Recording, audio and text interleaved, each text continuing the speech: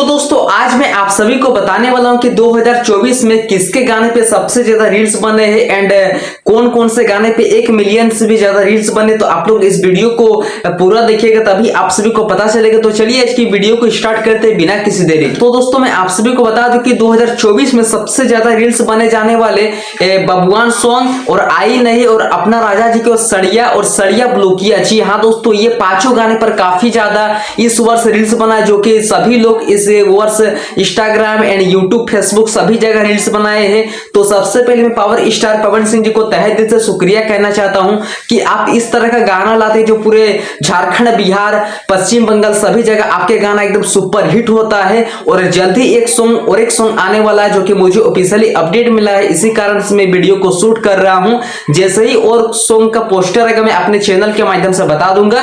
तो 2024 में आप लोग तो सुन ही लिए होंगे, ये 5 गाने पर सबसे ज्यादा रील्स बने हैं। बबुआन, सड़िया ब्लू किया, आई नहीं, राजा जी के, ये सब गाने पे काफी ज्यादा रील्स बनाए। जी हाँ दोस्तों, तो आप लोग जाइए, अगर अभी तक आप लोग भी रील्स नहीं बनाए हैं, कोलैब नहीं की, स्टोरी नहीं लगाई, तो प्लीज आप लोग जल्दी इस सॉन्ग को दबा के शेयर कीजिए। लव यू, मिलते हैं किसी नेक्स्ट वीडियो पर। Thank you.